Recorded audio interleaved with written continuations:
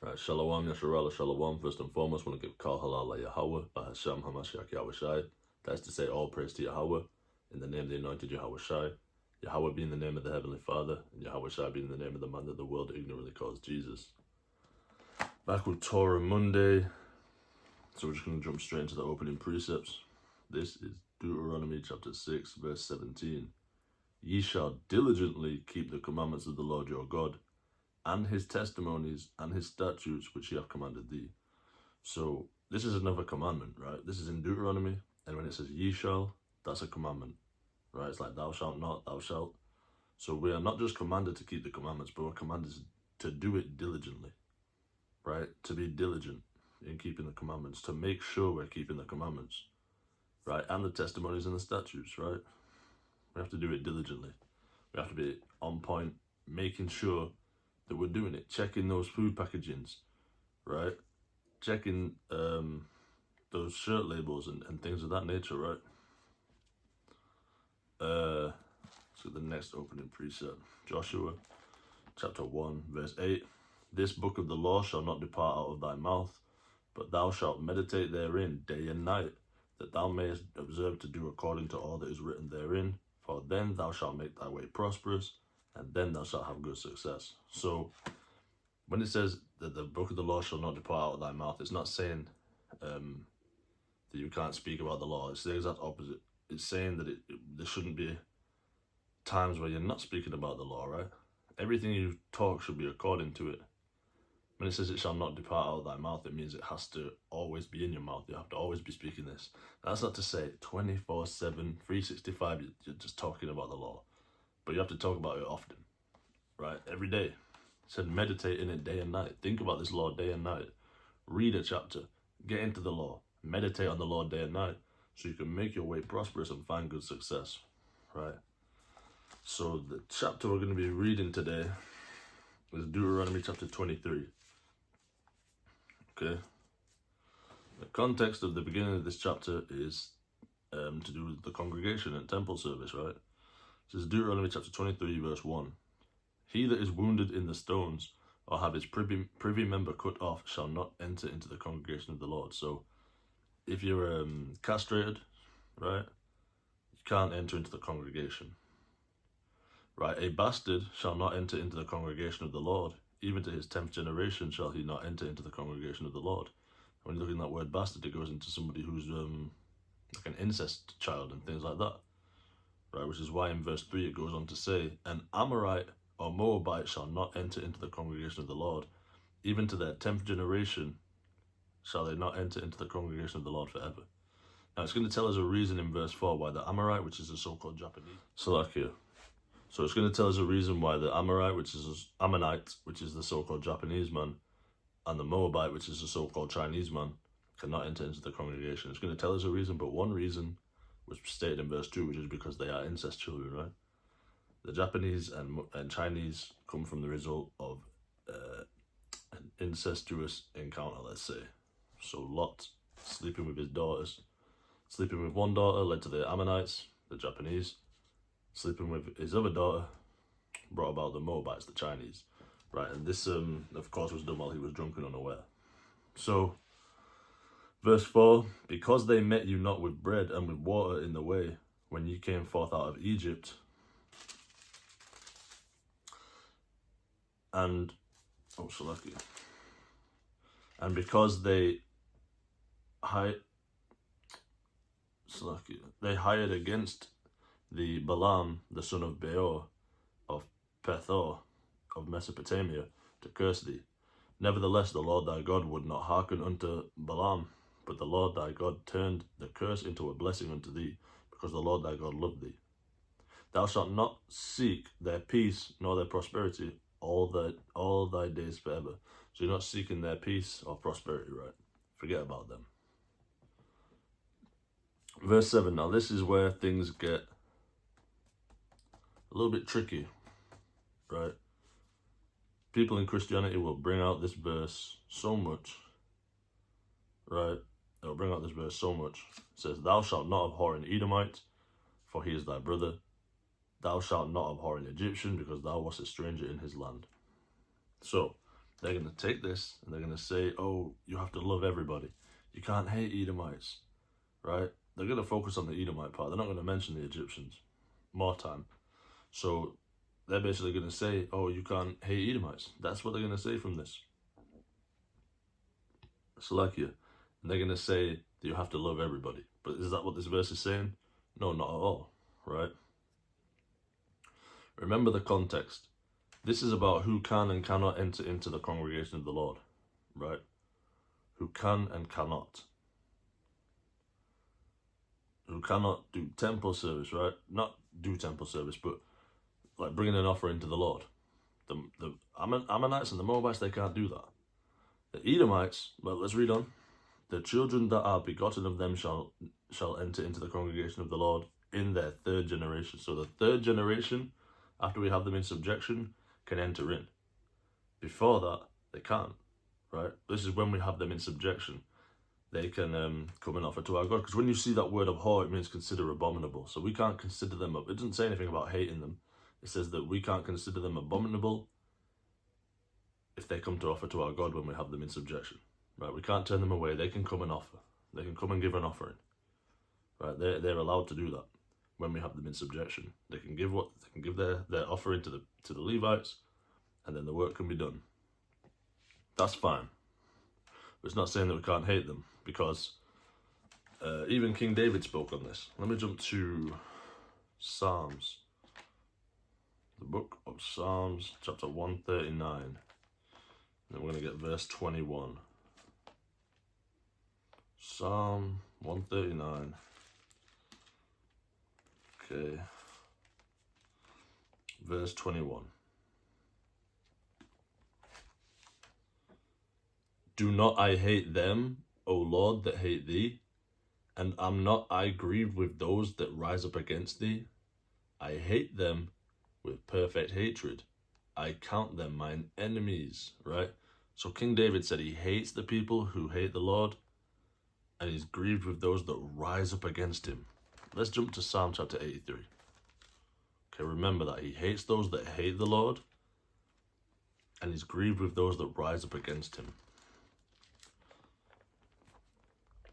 Psalm chapter 83, verse 1. Keep not thou silence, O God. Hold not thy peace, and be not still, O God. For lo, thine enemies make a tumult, and they that hate thee have lifted up the head. So what does that mean?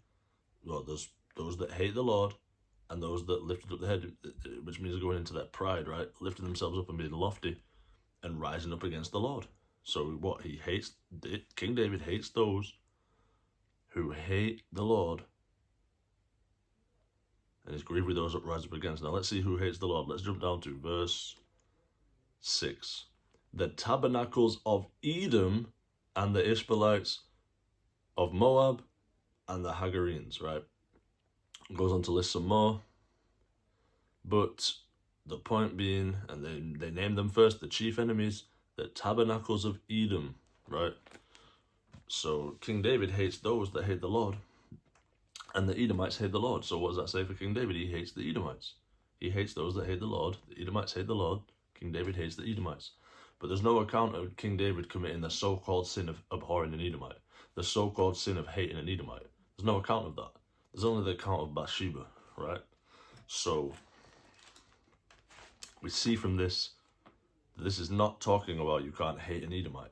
Remember, the context is temple service, right? And a question to post-Christianity people when they bring this out.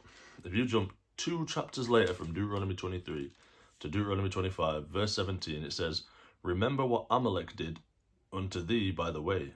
Let's get who Amalek is first. Let's go to Genesis. Let's go all the way back to Genesis.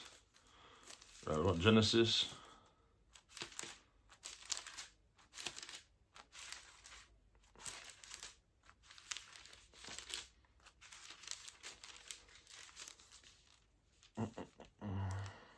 Chapter 34, but 36. Genesis chapter 36, verse 1. Now these are the generations of Esau, who is Edom. So this is Edom's genealogy, right? Let's jump down to verse 12. And Timnah was concubine of Eliphaz, Esau's son. So Esau had a son called Eliphaz. and she bare to Eliphaz Amalek. These were the sons of Ada, Esau's wife. So Eliphaz, Esau's son, had a son called Amalek. So Esau's grandson was called Amalek. So Amalek is just a tribe of the Edomites, right? What am I still holding that for? Amalek is just a tribe of the Edomites, right? So Amalekites are Edomites, right? So this is Deuteronomy chapter 25, verse 17. Remember what Amalek did unto thee by the way when ye were come forth out of Egypt, how he met thee by the way and smote the hindmost of thee, even all that were feeble behind thee, when thou wast faint and weary. And he feared not God. Therefore it shall be, when the Lord thy God hath given thee rest from all thine enemies round about, in the land which the Lord thy God giveth thee, for an inheritance to possess it, that thou shalt blot out the remembrance of Amalek from under heaven, thou shalt not forget it, right? So what does that mean? It means we're going to eradicate the Amalekites. Now the Amalekites are the so-called Ish people, right? You know who that is? The you-ish people, the small hats. That's the Amalekites.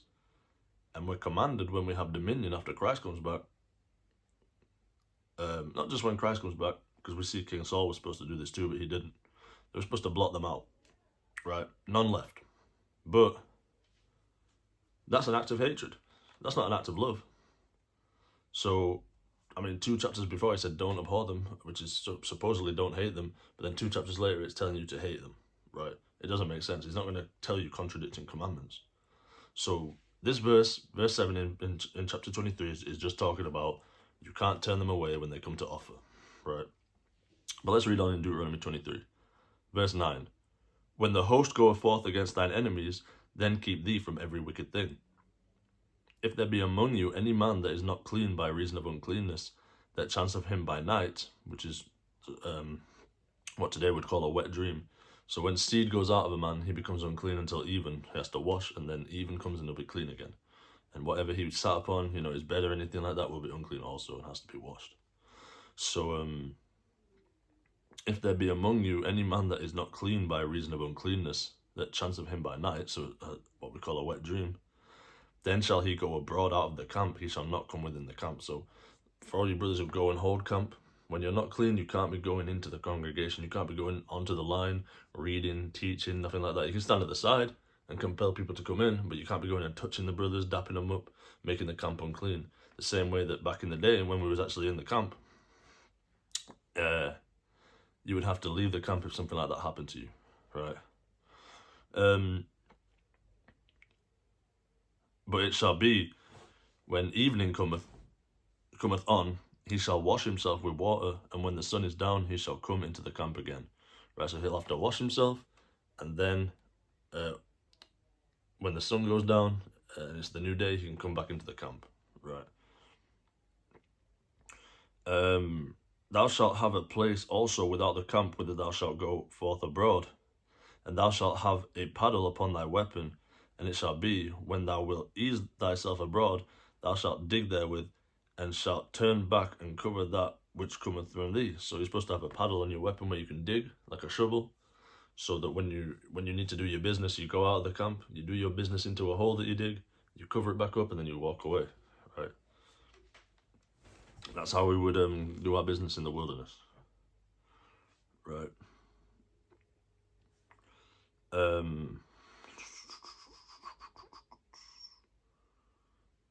For the Lord thy God walketh in the midst of thy camp to deliver thee, and to give up thine enemies before thee. Therefore shall thy camp be holy, that he see no unclean thing in thee, and turn away from thee. So we have to keep that camp holy and clean and separate, because the Lord's not going to dwell in there if there's uncleanness. It needs to be perfect and holy for him, because he is holy.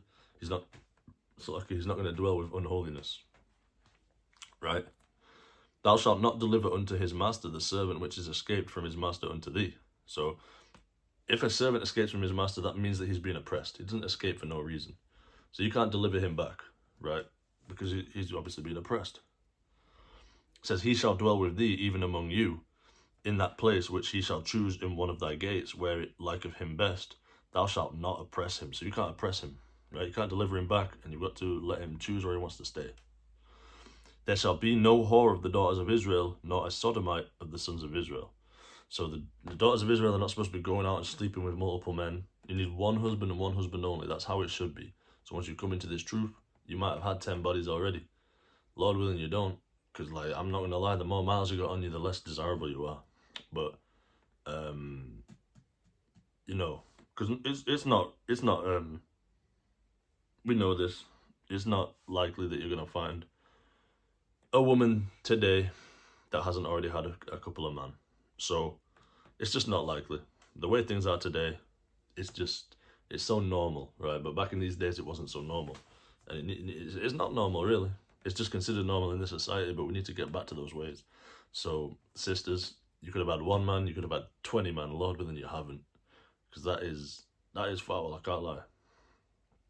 But once you become a new creature in this truth, right, and all old things are forgotten and passed away, don't have multiple men. Have 1 husband. If your husband passes away, you can marry again, right? If your husband divorces you because of fornication, you can marry again. But don't be having multiple husbands, which means don't be sleeping with multiple men. Let's get Genesis just to prove that husband and wife isn't, you may now kiss the bride till death do us part. Well, it is till death do us part, but it's not all that going into the church and you got the vicar and you got all the damn ceremony and everything. No, it's a lot more simple than that. And I think everybody, if you're a spiritual person especially, you will be able to, you just know that this is what marriage is, right? Genesis chapter 24, verse 67. And Isaac brought her into his mother Sarah's tent and took Rebekah, and she became his wife. So what does it mean when he took Rebekah? It means he slept with her, and then she became his wife, right? He didn't stand under a damn canopy or, I can't remember what they call it. He didn't stand under the gazebo or whatever, and, you know, you may now kiss the bride, and he undoes the veil, and that is still kind of linking back to this, because she didn't have a veil that was lifted, but, you know, it's not all that, you may now kiss the bride, or do you take them to be your lawfully wedded, da-da-da-da-da. We can still have ceremonies and celebrations, but the real act of marriage, when a man and woman become husband and wife, is when they sleep together, right? That is just how it is. And if you're a spiritual person, you know that when you sleep with a woman, and because when, especially on the women's part, but it also works on the man's part, when you sleep with a woman, there's a special bond and connection between you, especially for the woman. It's strongest for the woman, right? Because she feels that dependency on you. But you can tell that that's what marriage is. That is the marriage, right? That's why you feel that way when you sleep with a woman, why you feel a connection to her, why she feels such a strong connection to you, is because that's marriage. You're now husband and wife, right? But women that sleep with multiple men, they get desensitized to that idea, and eventually sleeping with a man, they could sleep with a man and feel no feelings for him whatsoever, right? So it says, yeah, that's all I needed on that. So let's jump back to Deuteronomy 23 verse 17. So yeah, no whore of the daughters of Israel. You can't be sleeping with multiple men. You need 1 husband and 1 husband only, right? Unless the circumstances allow you to marry again, right? It says, nor a sodomite of the sons of Israel. So men, you can't be sleeping with other men. You can't be doing Batman stuff, right? It's not right. That is sick. It's disgusting. I don't care what today's society tells you. I don't care what the alphabet people tell you. It's disgusting. It's not right. It's against nature, right? Even nature itself will tell you that a man and a woman is made to be together. That's why it's compatible. But a man and a man is not compatible. You have to go a dirty route, right? And I don't want to be too graphic or descriptive, but for a man and a man to enjoy each other, they have to go the dirty route, right? The way that's not supposed to. Even between a man and a woman, you shouldn't be going that route, because it's not the intended use. It's not the intended. It's not intended to be that way, right? To go that way. But we're not going to speak too much on that. But it's disgusting, man. Don't be sodomites. Thou shalt not bring the hire of a whore or the price of a dog into the house of the Lord thy God for any vow, for even both these are abomination unto the Lord thy God. So if it's like it, let's say you pimped a woman out, you can't bring that money to give to the Levites for it's like it, you can't bring that money as an offering, right? That gold or whatever to put into the temple. You shouldn't pimp a woman out anyway. You shouldn't bring the price of a whore, right? Or sacrifice a dog, right? Did it say sacrifice Salakia? Or the price of a dog, right? So you can't be doing that, right? You can't sacrifice a dog, right? You have to sacrifice a clean animal, you know. And it also goes into us being the temple of the Most High. Also goes into the same thing where, let me get Isaiah 66. Isaiah chapter 66. Hold on. Isaiah chapter 66, verse 3. Verse 3. He that killeth an ox is as if he slew a man. He that sacrificeth a lamb as if he cut off a dog's neck. He that offereth an oblation as if he offered swine's blood. He that burneth incense as if he blessed an idol. Yea, they have chosen their own ways, and their soul delighteth in their abominations. So what's this saying?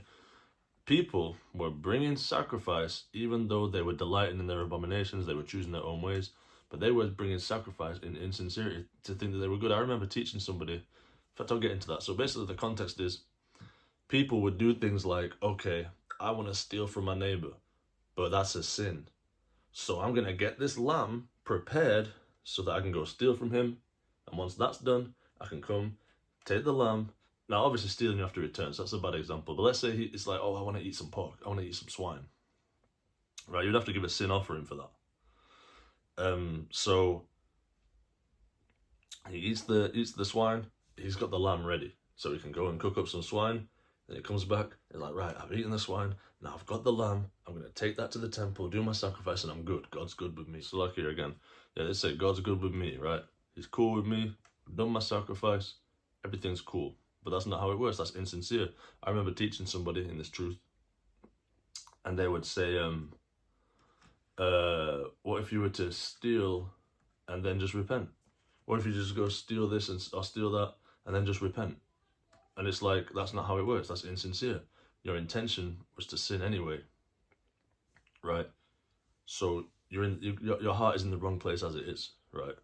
That repentance it's as if you sacrificed a dog. Right? That repentance is if you offered up a dog or swine's blood, something unclean, right? Or as if it was unless it was what does it say? As if you killed a man. That sacrifice is if you sacrificed a man, right? So it's not sincere, it's not truthful. Let's jump back. Deuteronomy chapter 23, verse 21. Verse 20, Slakia. No. Verse 19, my bad. Thou shalt not lend upon usury to thy brother, usury of money, usury of victuals, usury of anything that is lent upon usury. So usury is when you, basically like interest, right? You sold him, you lent him this, you lent him 10 pounds, but you want 12 pounds back, right? That's usury. Can't do that to your fellow Israelite.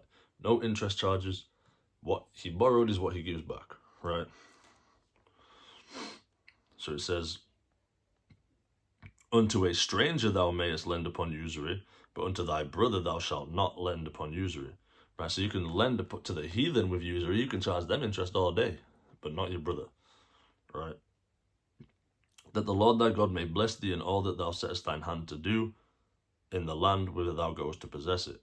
When thou shalt vow a vow unto the Lord thy God, thou shalt not slack to pay it, for the Lord thy God will surely require it of thee, and it would be sin in thee. So if you vow a vow to the Lord, you have to make it. If you promise him you're going to do this, you have to make it good. You have to, because you promised it to God. Nope. You don't just make a vain promise to the Most High. You promise you're going to do something, you do it. Right? Which is why, especially if you vow, like saying, oh, I'm going to fast every Sabbath day. If you eat on the Sabbath day, then you've broken your vow, right? And that's binding for life. Every Sabbath day that I'm alive, I'm going to fast. If you vow that, then you bound yourself with that for life now, and you have to keep that, which is why Christ helps you out a little, right? In Matthew chapter 5. Matthew chapter 5, verse 34. Matthew chapter 5, verse 34. Verse 32, 33. Again, ye have heard that it hath been said by them of old time, thou shalt not forswear thyself, but shalt perform unto the Lord thine oaths. But I say unto you, swear not at all, neither by heaven, for it is God's throne, right? Nor by the earth, for it is his footstool, neither by Jerusalem, for it is the city of the great king.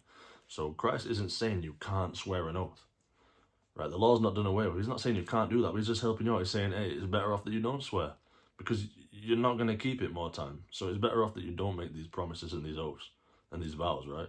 The law is there just to say, if you do this, then you have to keep it. If you happen to make that promise, then you have to keep it. Christ is saying, hey, maybe don't do that. You know, you don't have, saying don't swear at all. He's not saying you can't do it, but he's saying maybe just don't do that, because you're going to just put yourself you're going to bind yourself with something that you have to keep. You're going to make it difficult for yourself, right? Deuteronomy chapter 23, verse 22. But if thou shalt forbear to vow, it shall be no sin in thee. So if you decide not to vow, there's no sin, because you're not breaking a promise you haven't made. That which is gone out of thy lips thou shalt keep and perform, even a freewill offering, according as thou hast vowed unto the Lord thy God, which thou hast promised with thy mouth. When thou comest into thy neighbour's vineyard, then thou mayest eat grapes thy fill at thine own pleasure, but thou shalt not put any in thy vessel. So you can pull up to your neighbour's vineyard and eat grapes until you're full, right? This is how we feed the homeless. You know, it's today. There's no fruit trees out and about in the town centres. If we just had, or in the towns or anything like that, if we just had fruit trees, right, just planted around, then the homeless could eat every day. They wouldn't have to beg for food. They could just pluck food from the trees. But we don't have that. They purposely cut those down and don't allow fruit trees to grow. They modify trees.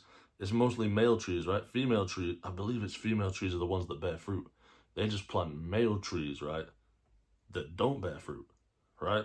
So it might be the other way around. I think it's the female trees that bring the fruit, though. So from that, you see, that's how we keep our homeless fed in the land. If we have homeless or poor people who can't eat, that's how we keep them fed. They can come into the vineyard and they can eat grapes till they're full. And we're not allowed to stop them. We can't say, hey, that's my vineyard. No, that's the Lord's vineyard, right? That actually belongs to the Lord, right? So you can't tell them not to do that. But they can't put it into a vessel. If they start filling up a basket and then taking that away, that's off. That's sin in them. They can't do that. They can't fill up a basket and take it home for later, right? And that's what Jake does. Jake, you give him an inch, he'll take a mile, right? That's why we need these laws, to keep us from doing stuff like that, right? Verse 25. When thou comest into the standing corn of thy neighbour, then thou mayest pluck the ears with thine hand, but thou shalt not move a sickle unto thy neighbour's standing corn. So you can pluck the ears of corn with your hand, but you can't start harvesting the crops, right? Just helping yourself to the harvest. No, you can't do that. That's off. That's unlawful. Yeah, you can pluck the corn and eat it all you want, but you can't start harvesting the crops and taking them away, and that's stealing, right? That is stealing. So with that, we're going to give Kal Halal La Yahweh Bahasham Hamashiach Yahushai. Shalom.